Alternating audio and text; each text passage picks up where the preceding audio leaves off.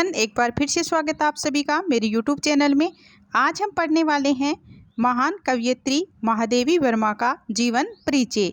तो गाइज, इससे पहले अगर आपने अभी तक मेरे चैनल को सब्सक्राइब नहीं किया है तो सब्सक्राइब वाले बटन पे जाके क्लिक करो और बेल आइकन की घंटी को भी दबाना ताकि मेरे आने वाले वीडियो का नोटिफिकेशन आपको मिलता रहे। तो अब हम महान कवयित्री महादेवी वर्मा का परिचय है वो पढ़ते हैं। नाम है महादेवी वर्मा। जन्म हुआ सन 1907 ईस्वी में। जन्म स्थान है उत्तर प्रदेश के फर्रुखाबाद जिले में।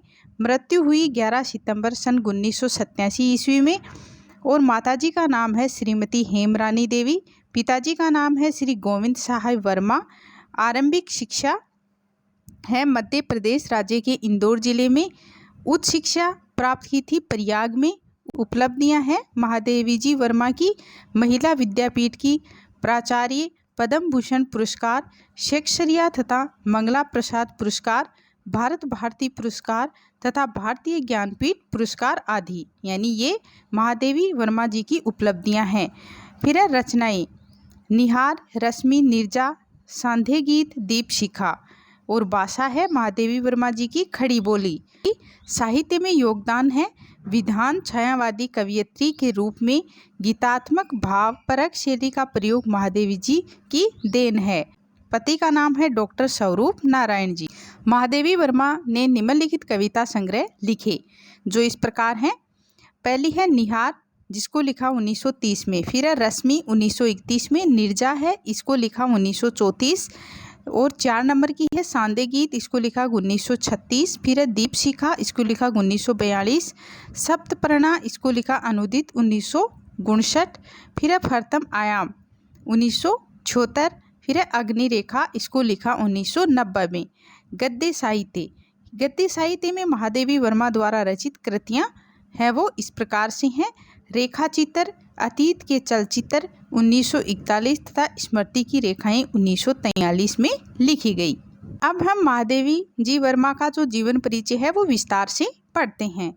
हिंदी साहित्य में आधुनिक मीरा के नाम से प्रसिद्ध कवयित्री एवं लेखिका महादेवी वर्मा का जन्म सन 1907 में उत्तर प्रदेश के फर्रुखाबाद शहर में हुआ था। तो गाइज, हिंदी साहित्य की आधुनिक मीरा किसको कहा जाता है? महादेवी जी वर्मा को। और ये प्रसिद्ध कवयित्री लेखिका महादेवी वर्मा का जन्म कहाँ हुआ? उत्तर प्रदेश के फर्रुखाबाद शहर में 1907 ईस्वी में हुआ था। और इनके पिता का नाम गोविंद सिंह साहब वर्मा भागलपुर के एक कॉलेज में प्रधानाचार्य थे।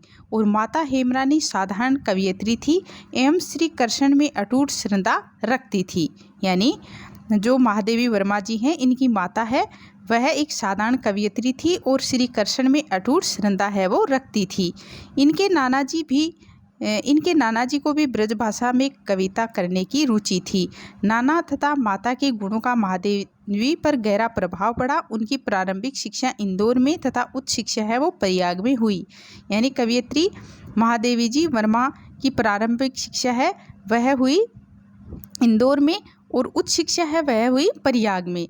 9 वर्ष की अल्पायु में ही इनका विवाह स्वरूप नारायण वर्मा से हुआ था, किंतु इन्हीं दिनों उनकी माता का स्वर्गवास हो गया। ऐसी विकट स्थिति में भी उन्होंने अपना अध्ययन जारी रखा। अत्यधिक परिश्रम के फलस्वरूप उन्होंने मैट्रिक से लेकर एमए तक की परीक्षाएं प्रथम श्रेणी से उत्तीर्ण की। यानी महादेवी जी वर्मा ने मैट्रिक से लेकर एमए तक की परीक्षाएं हैं वो प्रथम श्रेणी से उत्तीर्ण की थी, यानी पास की थी। वर्ष 1933 में इन्होंने प्रयाग महिला विद्यापीठ में प्रधानाचार्य पद को शोभित किया। उन्होंने लड़कियों की शिक्षा के लिए काफ़ी प्रयास किया, साथ ही नारी की स्वतंत्रता के लिए भी सदैव संघर्ष करती रही। इनके जीवन पर महात्मा गांधी का तथा कला साहित्य साधना पर रविंद्रनाथ टैगोर का प्रभाव पड़ा। साहित्यिक परिचय। अब है महादेवी जी का साहित्य परिचय। महादेवी जी साहित्य और संगीत के अतिरिक्त चित्रकला में भी रुचि रखती थी। सर्वप्रथम इनकी रचनाएं चांद नामक पत्रिका में प्रकाशित हुई। यानी महादेवी जी वर्मा है ये साहित्य और संगीत के अतिरिक्त चित्रकला में भी इनकी रुचि थी। और सबसे पहले इनकी रचनाएं हैं वो चांद नामक पत्रिका में प्रकाशित हुई थी। ये चांद पत्रिका की संपादिका भी रही। इनकी साहित्य साधना के लिए भारत सरकार ने इन्हें पद्म भूषण की उपाधि से अलंकृत किया। इन्हें शेक्सपियर तथा मंगला प्रसाद पुरस्कारों से भी सम्मानित किया गया।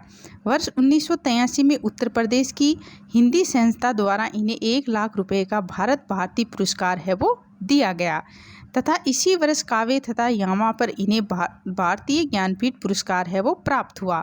ये जीवन प्रयत्न प्रयाग में ही रहकर साहित्य साधना करती रही और आधुनिक काव्य के साथ साज श्रृंगार में इनका अविस्मरणीय योगदान है। इनके काव्य में उपस्थित वीर वेदना अपनी भावात्मक गहनता के लिए अमूल्य मानी जाती है। इसी कारण इन्हें आधुनिक युग की मीरा भी कहा जाता है। यानी जो कवयित्री हैं महादेवी जी वर्मा, इनके काव्य में उपस्थित वीर वेदना की भावात्मक जो गहनता है इसी के लिए अमूल्य मानी जाती है, तो इसी कारण इन्हें आधुनिक युग की मीरा कहा जाता है। करुणा और भावुकता इनके काव्य की पहचान है। 11 सितंबर 1987 को ये महान कवयित्री पंचतत्व में विलीन हो गई थी। रचनाएं। महादेव जी ने पद्य गद्य दोनों ही विधाओं पर समान अधिकार से अपने लेखनी चलाई, तो इनकी कृतियां हैं वो इस प्रकार से हैं। पहली है निहार, तो यह महादेव जी का प्रथम काव्य संग्रह है। उनके इस काव्य में 47 भावात्मक गीत संकलित हैं और वेदना का स्वर मुखर हुआ है। अब है दूसरी रश्मि। इस काव्य संग्रह में आत्मा परमात्मा के मधुर संबंधों पर आधारित 35 कविताएं संकलित हैं। फिर है निर्जा। इस संकलन में 58 गीत संकलित हैं, जिनमें से अधिकांश वीर वेदना से परिपूर्ण हैं। कुछ गीतों में प्रकृति का मनोरम चित्र है वो अंकित किया गया है। फिर है सांदे गीत, तो इसमें 58 गीतों के इस संग्रह में परमात्मा से मिलन का चित्रण है वो किया गया है। फिर है दीपशिखा, तो इसमें रहस्य भावना प्रधान 51 गीतों को संग्रहित किया गया है। अब है महादेवी जी वर्मा की भाषा शैली। महादेवी जी ने अपने गीतों में स्निग्ध और सरल तत्सम प्रधान खड़ी बोली का प्रयोग किया है। इनकी रचनाओं में उपमा, रूपक, श्लेष, मानवीकरण आदि अलंकारों की छटा देखने को मिलती है। इन्होंने भावात्मक शैली का प्रयोग किया जो सांकेतिक एवं लाक्षणिक है। इनकी शैली में लाक्षणिक प्रयोग एवं व्यंजना के प्रयोग के कारण अस्पष्टता व दुरूहता दिखाई देती है।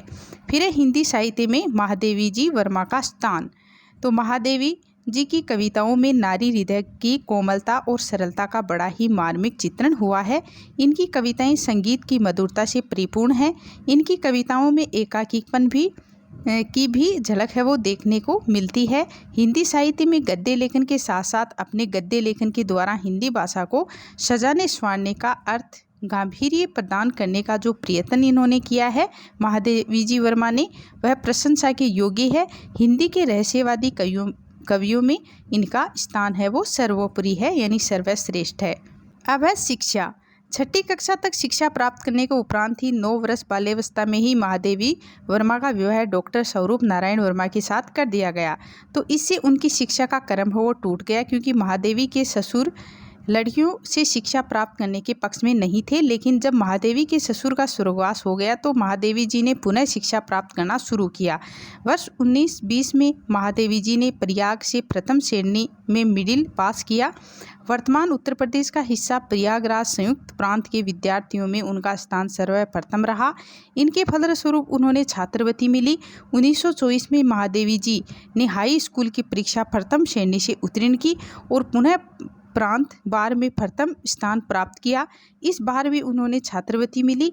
वर्ष 1926 में इन्होंने इंटरमीडिएट और वर्ष 1928 में बीए की परीक्षा क्राफ्टवेट गर्ल्स कॉलेज में है वो प्राप्त की। व्हाट्सएप 1933 में महादेवी जी ने संस्कृत में मास्टर ऑफ आर्ट्स एमए की परीक्षा है वो उत्तीर्ण की। इस प्रकार इनका विद्यार्थी जीवन बहुत ही सफल रहा। बीए में भी उनका एक विषय दर्शन भी था। पूर्ण विराम इसलिए इन्होंने भारतीय दर्शन का गंभीर अध्ययन किया और इस अध्ययन की छाप पर उन पर अंत तक है वो बनी रही। यानी महादेवी जी वर्मा है, इनका विद्यार्थी जीवन है वो बहुत ही सफल रहा था। इन्होंने हर एग्जाम है वो प्रथम श्रेणी से ही उत्तीर्ण की थी और इसका जो दर्शन है यानी उन्होंने भारतीय दर्शन का गंभीर अध्ययन किया और इस अध्ययन की छाप है वो उन पर अंत तक है वो बनी रही। अब है महादेवी जी को कौन कौन से पुरस्कार मिले थे वो देख लेते हैं। महादेवी वर्मा ने वर्ष 1934 में गिरजा पर 500 रुपये का पुरस्कार और शेक्सपियर पुरस्कार जीता। वर्ष 1944 में आधुनिक कवि और निहार पर 1200 का मंगला प्रसाद पारितोषिक भी जीता। भाषा, साहित्य, संगीत और चित्रकला के अतिरिक्त उनकी रुचि दर्शन शास्त्र में भी थी। महादेवी वर्मा को भारत सरकार द्वारा वर्ष 1956 में पद्म भूषण से तथा वर्ष 1988 में पद्म विभूषण से सम्मानित किया गया। हिंदी साहित्य सम्मेलन द्वारा इन्हें भारतेंदु पुरस्कार प्रदान किया गया। वर्ष 1982 में काव्य संकलन यामा के लिए ज्ञानपीठ पुरस्कार से भी सम्मानित किया गया था। अब है काव्य साधना।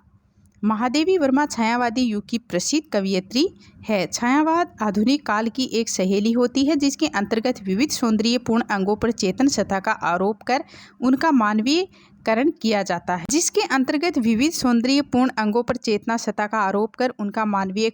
जाता है। इस प्रकार इसमें अनुभूति और सौंदर्य चेतना की अभिव्यक्ति को प्रमुख स्थान दिया जाता है। महादेवी जी के काव्य में ये दोनों ही विशेषताएं हैं। अंतर मात्र इतना है कि जहाँ छायावाद के अन्य कवियों ने प्रकृति में उल्लास का अनुभव किया है, वहीं इसके उल्ट महादेवी जी ने वेदना का अनुभव किया है। महादेवी वर्मा ने अपने काव्य में कल्पना के आधार पर प्रकृति का मानवीकरण कर उसे एक विशेष भाव स्मृति और गीत काव्य से वशीभूत किया है।